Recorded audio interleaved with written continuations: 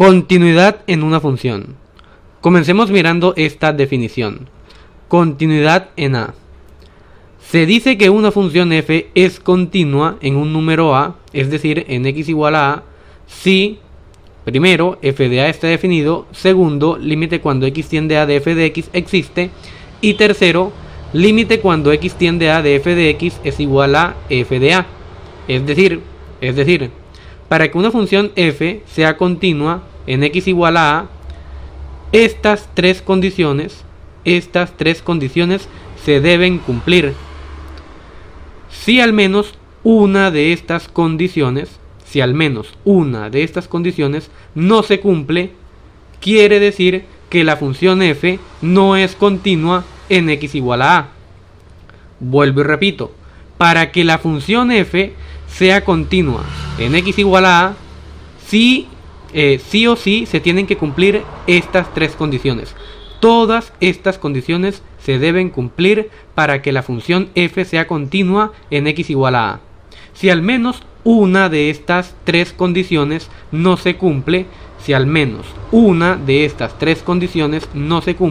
quiere decir que la función f no es continua en x igual a a.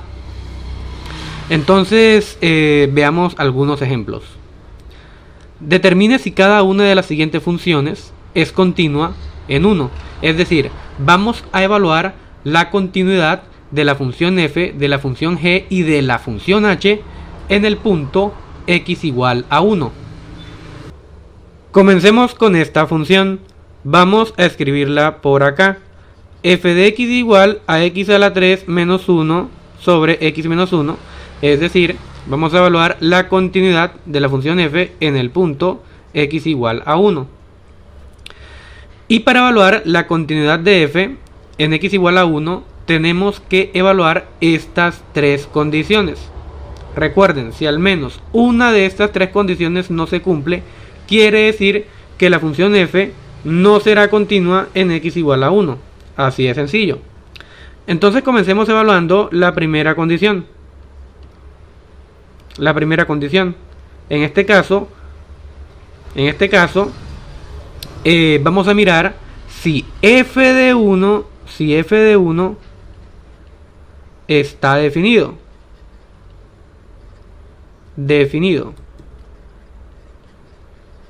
F de 1 estará definido. Bueno, para responder esta pregunta, es decir, si f de 1 está definido, tendríamos que calcular el dominio de nuestra función f. Observen que la función f es una función racional. Y para calcular el dominio de una función racional, tomamos el denominador, que en este caso es x menos 1, y lo hacemos distinto de 0. Recuerden que en matemáticas la división por 0 no está definida. Vuelvo y repito, para calcular el dominio de una función racional, tomamos el denominador, que en este caso es x menos 1, y lo hacemos distinto de 0. Es decir, vamos a buscar los valores de x, que hagan 0 el denominador de esta fracción o de nuestra función racional, ¿sí? Entonces, los valores de x que hagan 0 el denominador son los valores que vamos a sacar del dominio. Entonces, x menos 1 es distinto de 0. Es decir, vamos a buscar los valores de x que hagan 0 esta expresión. Es decir, x menos 1 igual a 0. Vamos a buscar qué valores de x hacen 0 el denominador. Y para ello tomamos x menos 1 y lo igualamos a 0. Despejamos x y queda que x es igual a 1. Uno que está restando acá, pasa a este lado a sumar y quedaría x igual a 1. Observen que si reemplazan x igual a 1 aquí en el denominador, les quedaría 1 menos 1. Y 1 menos 1 es 0. Con x igual a 1 se hace el denominador 0. Lo que quiere decir que x igual a 1 lo tenemos que sacar del dominio. Ante eso, definimos el dominio de f de la siguiente manera. Es decir, el dominio de la función f de x va a ser igual a todos los reales, a excepción de ¿quién? A excepción del 1. Así es simple. Lo que quiere decir, bueno, ¿qué quiere decir que el dominio de f sean los reales a excepción del 1? Quiere decir que la función f, no está definida en x igual a 1. ¿Por qué no está definida en x igual a 1? Porque x no puede ser 1. Si x es 1, el denominador se hace 0. ¿Sí? Y la división por 0 en matemáticas no está definida. Es por ello que la función f no puede tomar el valor de x igual a 1. Entonces, f no está definida en x igual a 1. Ante esto, ¿cierto? Ante esto concluimos que f de 1 no está definido. F de 1 no está definido. Y como f de 1 no está definido, quiere decir, ¿sí? Ya viene siendo la respuesta, quiere decir que la función f de x no es continua en x igual a 1. Es decir, ya evaluamos la continuidad de la función f en x igual a 1. Concluimos que la función f de x no es continua en x igual a 1. ¿Por qué no es continua en x igual a 1? Porque la condición 1 no se cumple. Y si al menos una de estas tres condiciones no se cumple, pues ante eso concluimos que la función no será continua en ese punto que se está evaluando. Bueno, vayamos ahora con el inciso B, es decir, con la función g de x. Vamos a escribirla por acá. Observen que g de x es una función a trozos o también llamada una función a tramos. G de x es igual. La primera parte de la función g nos dice que g de x es igual a x a la 3 menos 1 sobre x menos 1 siempre y cuando x sea distinto de 1. Y la segunda parte de la función g nos dice que g de x es igual a 2. G de x es igual a 2 siempre y cuando x sea igual a 1. Bueno, entonces vamos a evaluar la continuidad de la función g en el punto correspondiente x igual a 1. Y para evaluar la continuidad de la función g en el punto correspondiente x igual a 1, tenemos que evaluar estas tres condiciones. Bueno, en algunos casos, como en el caso anterior, comenzamos evaluando la primera condición. Nos dio que la primera condición no se cumple. Ya con eso es suficiente. Si ustedes evalúan una de estas tres condiciones y no se cumple, no es necesario que evalúen las otras dos. Porque si al menos una no se cumple, enseguida ustedes pueden concluir que la función f no es continua en el punto en donde la están evaluando. Entonces es como que un truquito, una clave ahí. Bueno, entonces comencemos evaluando la primera condición. Y para ello nos vamos a preguntar si g de 1, si g de 1 está definido. Si g de 1 está definido. Está definido. Perfecto. Bueno, vamos a mirar si g de 1 está definido. Entonces para ello nos vamos a la segunda parte, ¿cierto? La segunda parte de la función g. Nos dice que g de x es igual a 2 siempre y cuando x toma el valor de 1. Esto implica que g de 1 pues es igual a 2. Si x toma el valor de 1, la función g toma el valor de 2. G de 1 es igual a 2 y pues claramente g de 1 está definido. Está definido. Por lo tanto, la condición 1 se cumple. Ahora vayamos con la condición 2. Entonces, para evaluar la condición 2, tenemos que calcular el límite cuando x tiende a 1. ¿Por qué cuando x tiende a 1? Porque en x igual a 1 es donde vamos a evaluar la continuidad. ¿En dónde vamos a evaluar la continuidad? Pues en la función g. Por lo tanto, tenemos límite cuando x tiende a 1 de g de x. Perdón, de g de x. De g de x. Bueno. Listo, entonces para evaluar el límite cuando x tiende a 1 de la función g de x, nos tenemos que ir a la primera parte. Nos tenemos que ir a la primera parte de la función g. Entonces, límite cuando x tiende a 1, límite cuando x tiende a 1 de g de x. En este caso va a ser igual a límite cuando x tiende a 1 de x a la 3 menos 1 sobre x menos 1. Tenemos que tomar la primera parte de la función g. Recuerden que límite cuando x tiende a 1, pues implica que x se va a acercar mucho a 1, pero no lo va a tocar, ¿sí? Y en este caso, pues x es distinto de 1.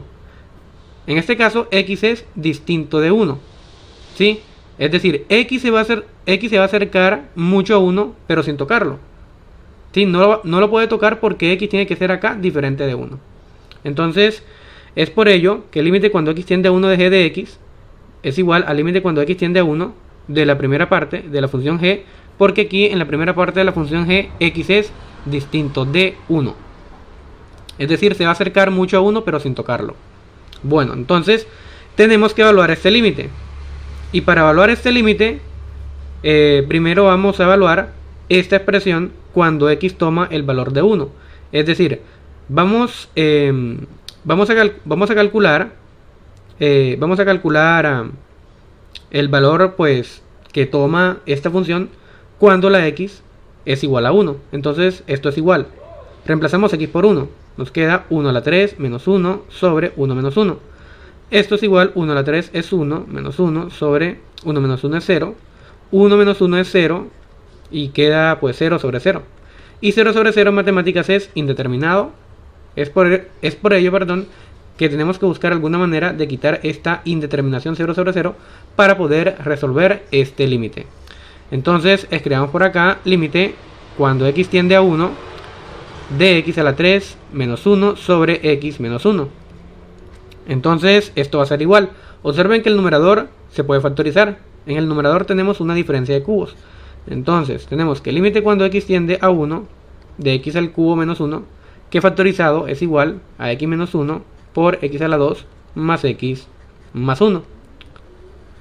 Todo sobre x menos 1. Y observen, x menos 1 que está multiplicando en el numerador se cancela con este x menos 1 que está en el denominador. Entonces esto es igual al límite cuando x tiende a 1 de x a la 2 más x más 1. Como cancelamos algo en el numerador y en el denominador, pues volvemos a evaluar esta expresión cuando la x toma el valor de 1. Vamos a ver si el resultado va a ser algo ya que cancelamos algo, vamos a evaluar esta expresión cuando la x toma el valor de 1. Como se canceló algo, existe la posibilidad de que al momento de evaluar esta expresión cuando x toma el valor de 1, pues dé algo distinto a 0 sobre 0. Vamos a ver si nos da algo distinto a 0 sobre 0. Entonces tenemos que el límite cuando x tiende a 1 de x a la 3 menos 1 sobre x menos 1 es igual. Entonces evaluamos esta expresión cuando la x toma el valor de 1. Entonces nos queda 1 a la 2 más 1 más 1 y esto es igual a 3. Entonces decimos que el límite cuando x tiende a 1 de g de x es igual a 3. ¿Sí? Límite cuando x tiende a 1 de g de x es igual a 3. Entonces, observen que límite cuando x tiende a 1, ¿cierto? De g de x es igual a 3. Y esto implica que el límite cuando x tiende a 1 de g de x está definido. Entonces, por lo tanto, la segunda condición también se cumple. Ahora evaluemos la tercera condición. Vamos a escribir por acá. Entonces, para evaluar la tercera condición, ¿sí? Tenemos que mirar lo siguiente. Observen, la tercera condición dice que el límite cuando x tiende, ¿sí? A de f de x tiene que ser igual a f de a. Entonces, ya pues yendo a nuestro caso, ¿cierto? Con la función g en el punto x igual a 1, ¿será que esto lo podemos afirmar? Es decir, límite cuando x tiende a 1, perdón, aquí no viene siendo con f. Bueno, aquí el caso general pues se puede colocar con f, pero nuestro caso particular es con la función g. En este caso, límite cuando x tiende a 1 de g de x será igual a f de 1.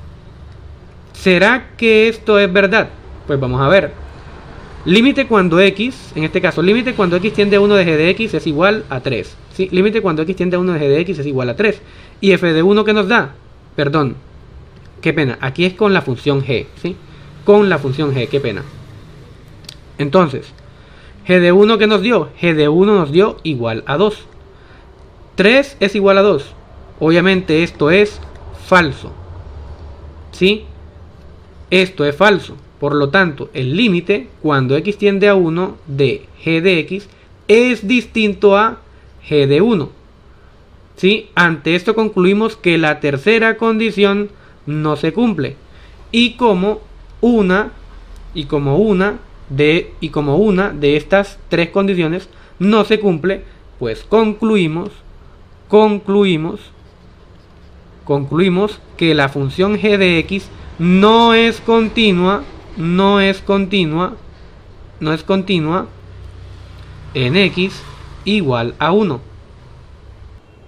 Para terminar, vamos con el inciso C, es decir, con la función h de x. Vamos a escribirla por acá. H de x también es una función a tramos. La primera parte de la función h nos dice que h de x es igual a x a la 3 menos 1 sobre x menos 1 siempre y cuando x sea distinto de 1. Y la segunda parte de la función h nos dice que h de x es igual a 3 siempre y cuando x tome el valor de 1.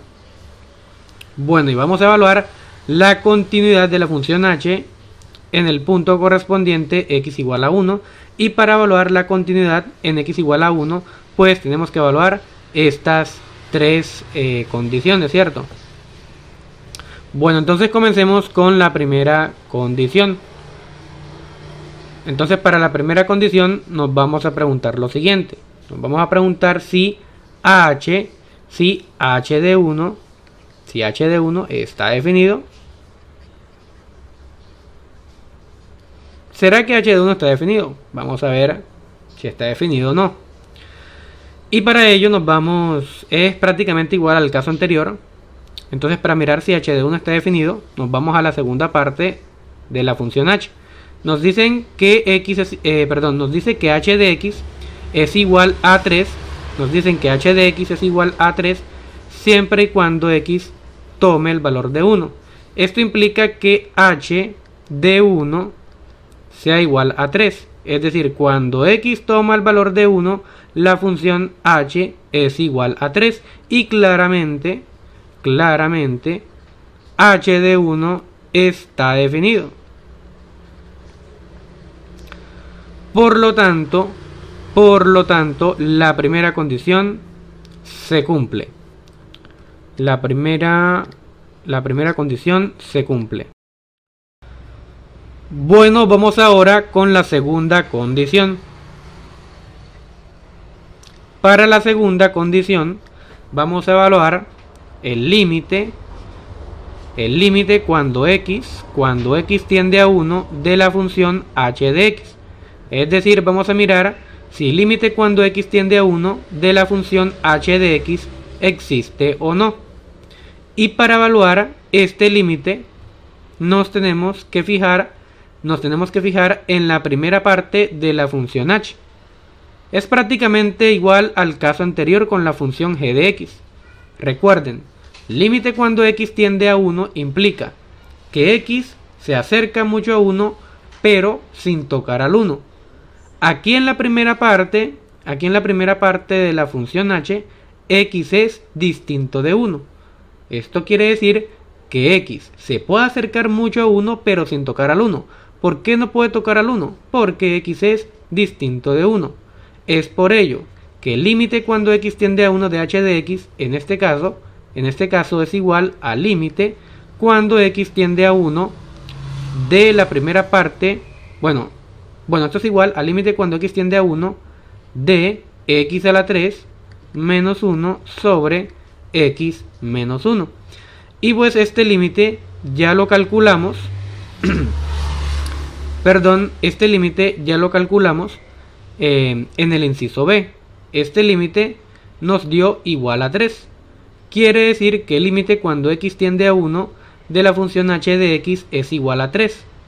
Límite cuando x tiende a 1 de la función h de x es igual a 3. Y pues esto implica que el límite cuando x tiende a 1 de la función h de x existe o está definido. Entonces, como límite cuando x tiende a 1 de h de x existe, podemos concluir que la segunda condición se cumple. Ahora vamos a mirar si la tercera condición se cumple. Y pues para ello vamos a verificar si el límite cuando x tiende a 1 de h de x es igual a h de 1. Entonces, bueno, tenemos el resultado del límite cuando x tiende a 1 de h de x, el cual es igual a 3. Y también tenemos el resultado de h de 1, que también es igual a 3. Y pues 3 es igual a 3. Esto implica que el límite cuando x tiende a 1 de h de x sí es igual a h de 1. Por lo tanto, concluimos que la tercera condición se cumple. Concluimos que la tercera condición también se cumple.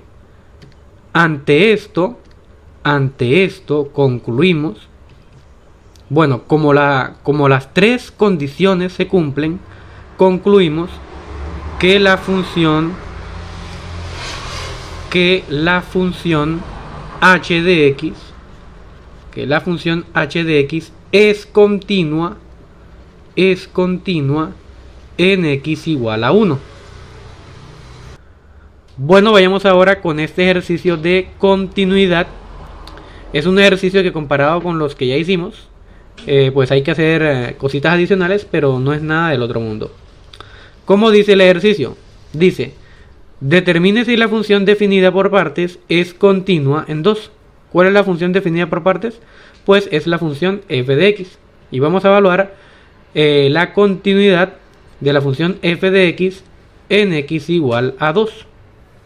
Entonces, miremos la función primero. Es una función por partes. La primera parte de nuestra función de f de x dice que f de x es igual a x a la 2 siempre y cuando x sea menor a 2. Siempre y cuando x sea menor a 2. Entonces, cuando mencionamos x menor a 2, decimos valores de x que están a la izquierda,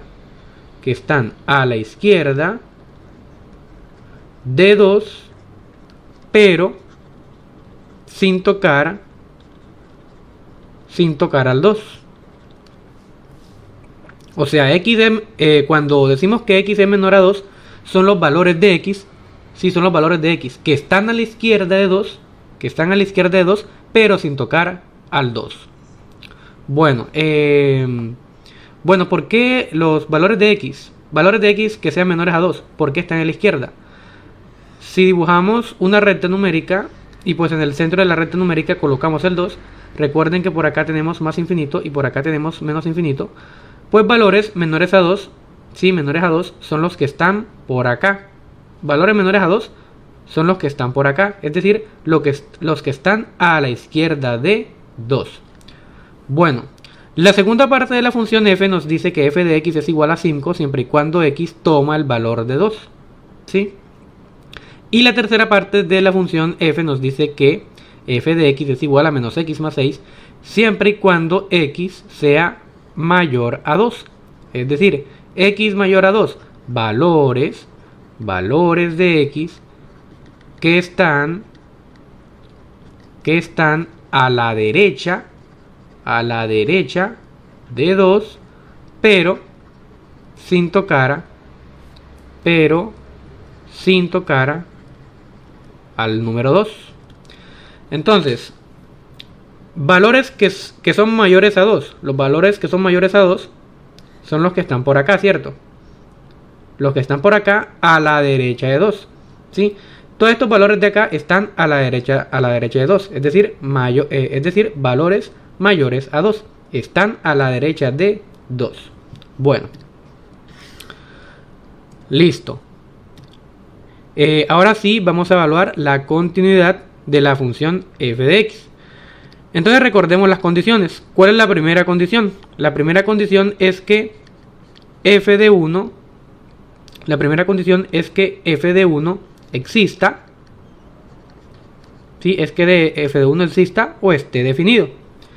Entonces nos vamos a preguntar. No, mentiras, qué pena. La primera condición en este caso, ¿cierto? La primera condición en este caso es la siguiente. Vamos a borrar esto de nuevo. La primera condición que se debe cumplir es la siguiente. Y es que f de 2 exista. ¿Por qué f de 2? Porque estamos evaluando la continuidad en x igual a 2. Sí, acá le había puesto 1, No es 1 porque no vamos a evaluar la continuidad en x igual a 1.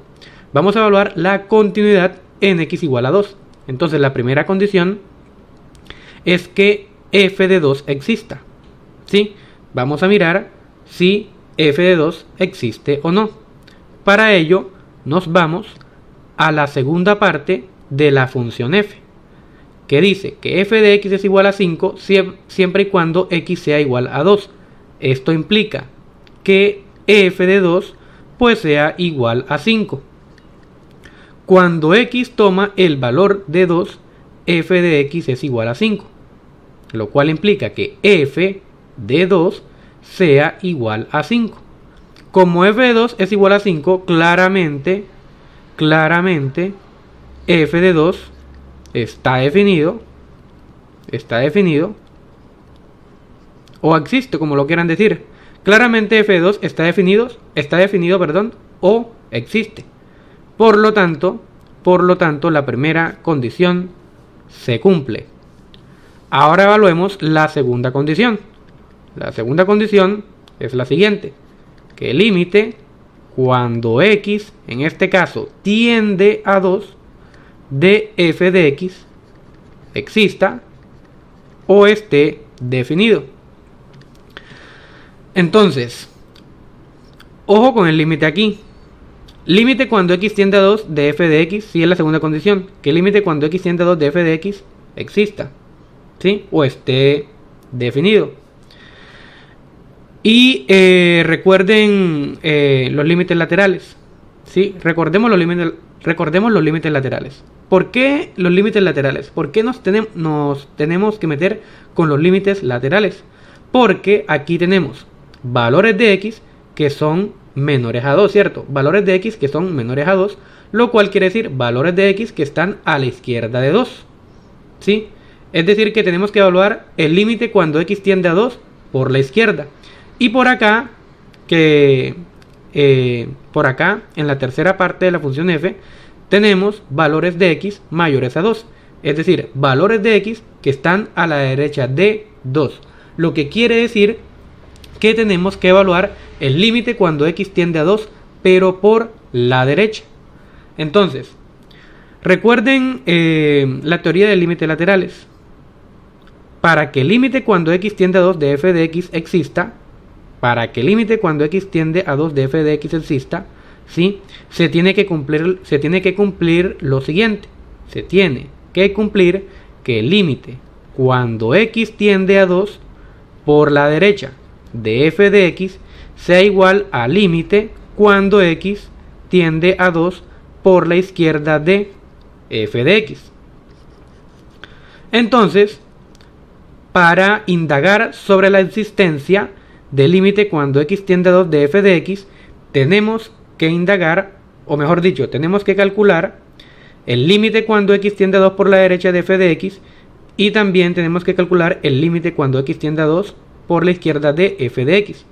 Para que el límite cuando x tiende a 2 de f de x exista, estos límites laterales,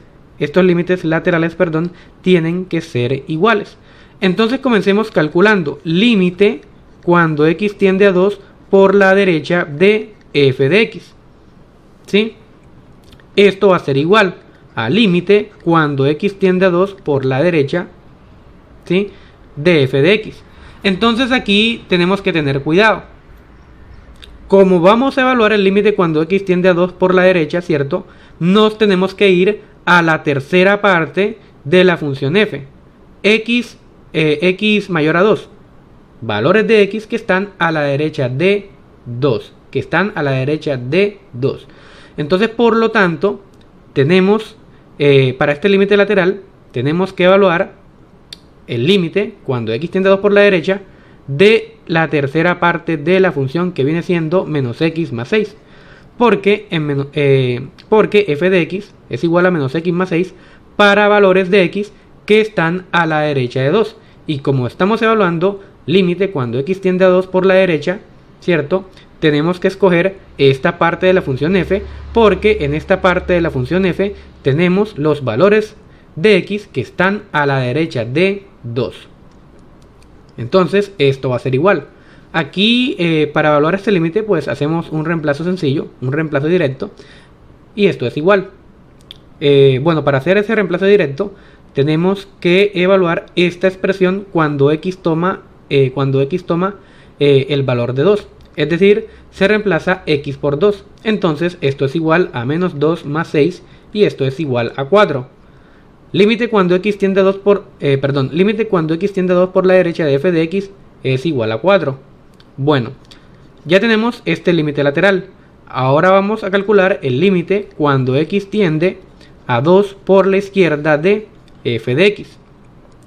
Esto va a ser igual al límite cuando x tiende a 2 por la izquierda. Entonces, x tiende a 2 por la izquierda, ¿sí? X tiende a 2 por la izquierda. Nos tenemos que ir a la primera parte de la función f. X menor a 2. Valores de x que están a la izquierda de 2. Por lo tanto, límite cuando x tiende a 2 por la izquierda de f de x es igual al límite cuando x tiende a 2 por la izquierda de límite cuando x tiende a 2 por la izquierda de la primera parte de la función f, x cuadrada. Límite cuando x tiende a 2 por la izquierda de x cuadrada. ¿Por qué de x cuadrada? Porque x cuadrada pues es la primera parte de la función f, y la primera parte de la función f tenemos valores de x menores a 2, lo cual quiere decir valores de x que están a la izquierda de 2. Y observen que estamos evaluando el límite cuando x tiende a 2 por la izquierda, ¿sí? X menor a 2, valores de x que están a la izquierda de 2, y a la izquierda de 2, ¿cierto? Pues tenemos la primera parte de la función f, que es igual a x a la 2. Entonces espero que esto haya quedado claro. Bueno, entonces nos toca evaluar este límite cuando x tiende a 2 por la izquierda de x cuadrada. Simplemente hacemos un reemplazo sencillo. Reemplazamos x por 2 y nos queda 2 elevado a la 2. Reemplazamos x por 2, nos queda 2 a la 2, y 2 a la 2 es igual a 4. Observen que los límites laterales nos dieron, los límites laterales dan igual. Es decir, límite cuando x tiende a 2 por la derecha de f de x es igual a límite cuando x tiende a 2 por la izquierda de f de x. Ambos límites, ¿sí? Ambos límites dan 4. Pues esto implica, ¿cierto?, que el límite cuando x tiende a 2 de f de x exista y sea igual a ¿quién? A 4. Entonces ya tenemos el límite cuando x tenemos que el límite cuando x tiende a 2 de f de x es igual a 4, y pues esto implica que el límite cuando x tiende a 2 de f de x exista o está definido.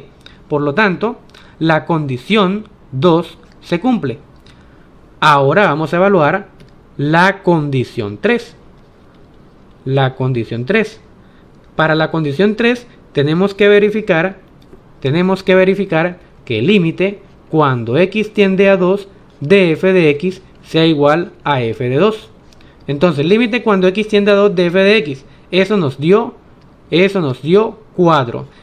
Y f de 2, ¿qué nos dio? F de 2 nos dio 5. Y 4 obviamente es distinto de 5.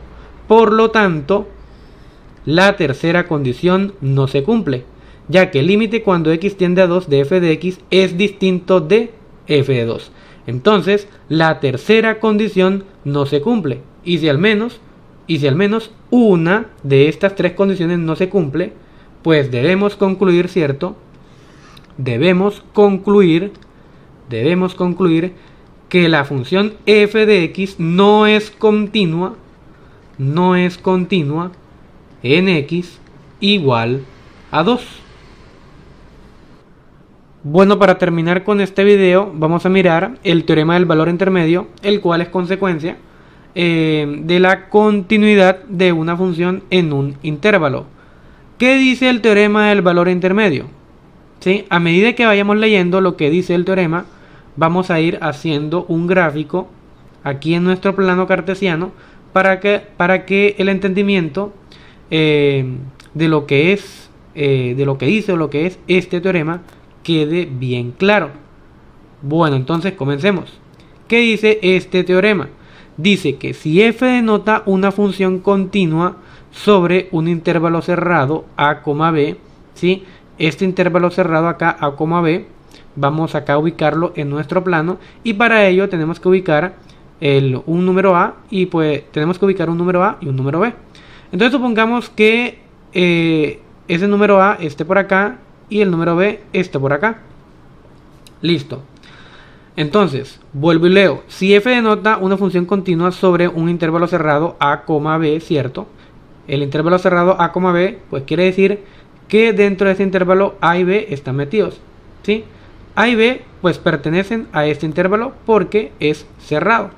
A y b están metidos en este intervalo, para el cual f de a es distinto a f de b.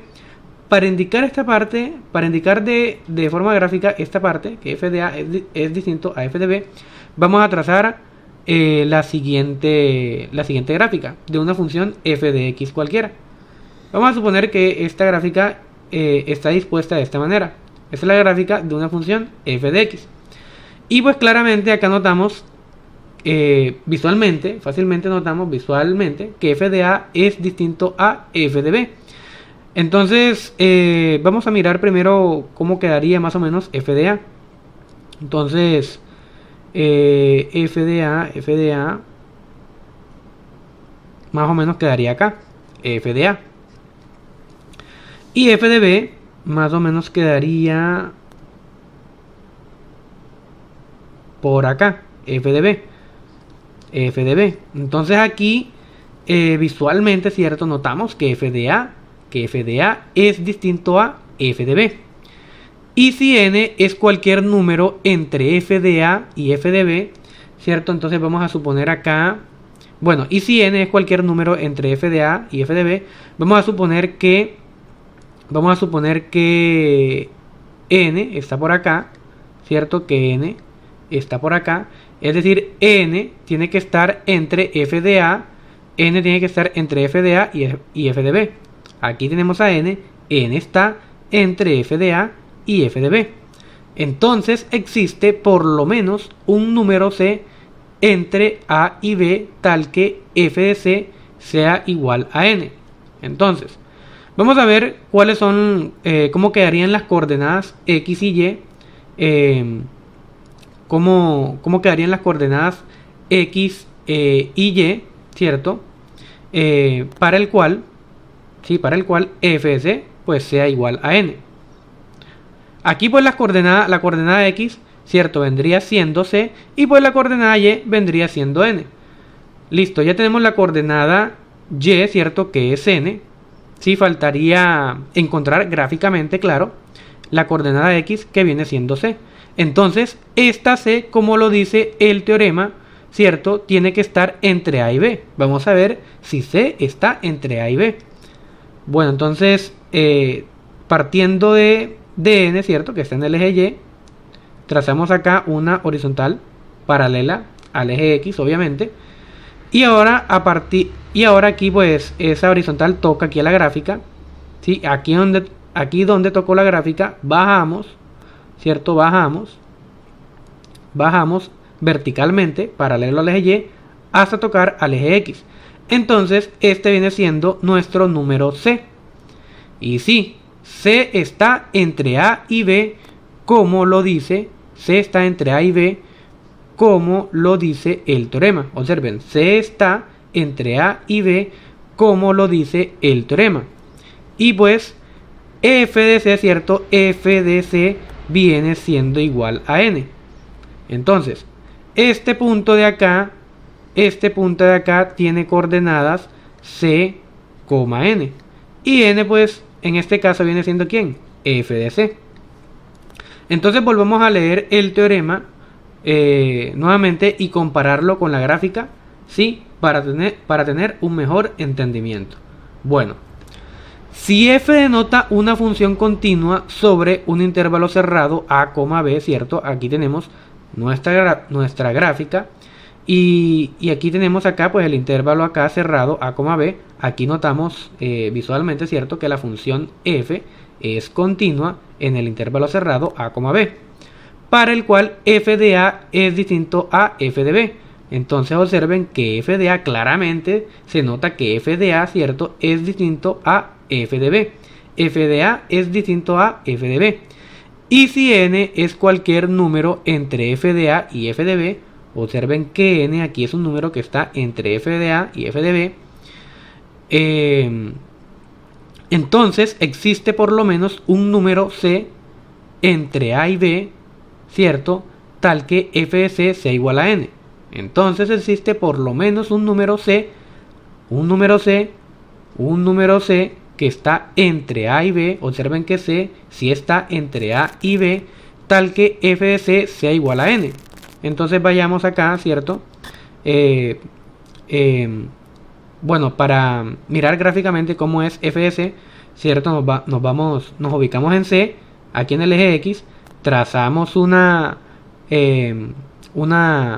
paralela al eje Y, ¿cierto? Hasta tocar a la gráfica. Luego cuando se toca la gráfica, ¿cierto? Trazamos una paralela, pero al eje Y, y aquí nos encontramos a n. Y sí, f de c es igual a n. F de c es igual a n, y pues yo creo que con esta explicación quedó muy claro qué es lo que hice o qué es o cómo es el teorema del valor intermedio. Bueno, espero que eso haya quedado claro. Y bueno, ya que se explicó la teoría de forma gráfica de lo que dice el teorema del valor intermedio, vamos a hacer un ejercicio. Aquí dice, en los problemas del 45 al 48, bueno, aquí pues se me escapó el 48, sí, pero solamente voy a hacer el 45, el 46 y el 47, les queda de tarea. En los problemas del 45, bueno, el 47, ¿no? Sí, por el 48 pues no lo puse. Del 45 al 47, compruebe el teorema del valor intermedio para f en el intervalo dado. Encuentra un número c en el intervalo para el valor indicado de n. Entonces yo voy a hacer el 45, los otros dos les quede tarea. El 46 y el 47 les quede tarea. Yo voy a hacer el 45. Bueno, tenemos f de x igual a x a la 2 menos 2x. Nos dan el intervalo cerrado 1,5 y nos dan el valor de n mayúscula igual a 8. Entonces tenemos que comprobar el teorema del valor intermedio para esta función f en el intervalo dado, en el intervalo cerrado 1,5 para este valor de n. ¿Sí? Entonces, ¿cómo comprobamos el teorema del valor intermedio? Aquí, en este caso, para comprobar el teorema del valor intermedio, tenemos que encontrar un número c en el intervalo indicado para comprobar el teorema del valor intermedio. Aquí en este caso tenemos que encontrar un número c en el intervalo para el valor indicado de n. Entonces este valor de c, ¿cierto? Este valor de c, según la teoría del teorema del valor intermedio, tiene que estar entre 1 y 5. C tiene que estar entre 1 y 5. Vuelvo y leo esta parte. Tenemos que encontrar un número C en el intervalo para el valor indicado de n. Tenemos que hacer esto para comprobar el teorema del valor intermedio. Es decir, tenemos que encontrar un número C de tal manera que, vamos a escribirlo en negro, de tal manera que f de C, ¿cierto? C es ese número que queremos encontrar, de tal manera acá que f de C sea igual al valor de n que me dan. Es decir, f de C tiene que ser igual a 8. ¿Sí? Bueno, entonces, ahora tenemos que expresar a C de otra manera. ¿Cómo expresamos a f de C? Para hallar a f de C, nos vamos a nuestra función f de x, ¿sí? Y reemplazamos x por c para hallar a f de c. Entonces, f de c viene siendo igual a c a la 2 menos 2c, y esto es igual a 8.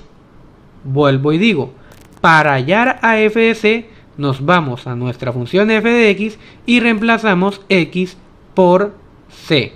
Reemplazamos x por c. Entonces, f de c es igual a c a la 2 menos 2c. Y esto es igual a 8. Entonces aquí nos queda una ecuación cuadrática. Tenemos que resolver esta ecuación cuadrática para hallar el valor de c. Para resolver una ecuación cuadrática, la ecuación cuadrática tiene que estar igualada a 0. Es por ello que este 8 lo vamos a pasar a este lado de la igualdad. Entonces nos queda que c a la 2 menos 2c menos 8 es igual a 0. 8 que está positivo en este lado pasa a restar a este lado. Y para resolver esta ecuación cuadrática vamos a aplicar factorización.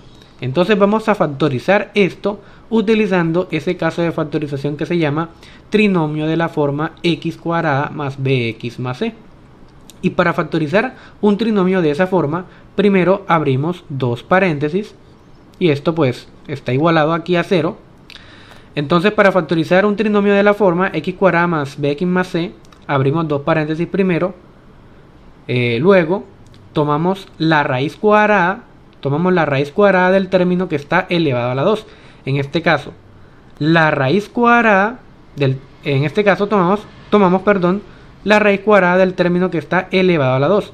¿Cuál es el término que está elevado a la 2? Pues c cuadrada. La raíz cuadrada de c cuadrada es c. Entonces esta c la colocamos en el extremo izquierdo de cada paréntesis. Ahora cuadremos los signos. Para cuadrar los signos tenemos que hacer lo siguiente. Primero tomamos el signo del término que contiene la c. El signo del término que contiene la c es negativo, y ese negativo lo colocamos en medio del primer paréntesis. Ahora cuadramos el signo que va en el medio de este paréntesis. Para ello hacemos lo siguiente. Tomamos el signo del término que tiene la c, que es negativo, y luego tomamos el signo del término independiente. El signo aquí del término independiente es menos. Y ahora aplicamos ley de signos con estos dos signos. Menos por menos, pues nos da más. Como nos dio más, este signo más lo colocamos en medio de este segundo paréntesis. Ahora buscamos dos números que multiplicados nos den 8 y que restados nos den 2. Esos números son el 4 y el 2. Listo, entonces nos queda c menos 4 por c más 2 es igual a 0. Aquí aplicamos el teorema del factor nulo. ¿Cuándo aplicamos el teorema del factor nulo? Cuando tenemos una expresión factorizada igualada a 0. Recuerden, una expresión factorizada pues es una multiplicación de factores. Aquí tenemos una multiplicación de dos factores. C menos 4 por C más 2 igualado a 0. Entonces podemos aplicar el teorema del factor nulo. Para aplicar el teorema del factor nulo hacemos lo siguiente. Primero tomamos el primer factor, que en este caso viene siendo C menos 4, y lo igualamos a 0. Entonces C menos 4 es igual a 0, o Y ahora tomamos el segundo factor, que es c más 2, y lo igualamos a 0. Entonces, en ambos casos despejamos c, que es nuestra incógnita, que es lo que queremos hallar. Entonces, acá despejamos c. Este 4 que está restando pasa a sumar a este lado, queda que c es igual a 4, y este 2 que está sumando pasa a este lado a restar y nos queda que c es igual a menos 2. Entonces observen que tenemos dos soluciones para c. C es igual a 4 y c es igual a menos 2. ¿Sí?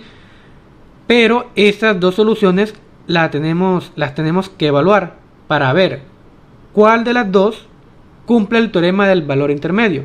¿Sí? También existe la posibilidad de que estas dos cumplan, ¿cierto?, con el valor intermedio en este caso. Es decir, para f de x igual a x elevado menos 2x en el intervalo cerrado 1,5 y pues tomando este valor indicado de n. ¿Sí? Bueno, entonces, para ver cuál de estos dos no sirven, sí, que cumplen con el teorema del valor intermedio en este caso, ¿sí? Tenemos que mirar cuál de estos dos pues está en el intervalo, está en este intervalo, ¿cierto? O mejor dicho, cuál de estos dos números está entre 1 y 5. Entonces, ¿cuál de estos dos números está entre 1 y 5? Pues el cuadro sí está entre 1 y 5, pero lastimosamente el menos 2 no está entre 1 y 5. Por lo tanto, el valor de c, ¿cierto? Por lo tanto, vamos a colocar como respuesta acá el valor de c, ¿cierto? Aquí nos piden comprobar el teorema del valor intermedio para f en el intervalo dado. Encuentro un número c en el intervalo para el cual encuentro un número c en el intervalo para el valor indicado de n.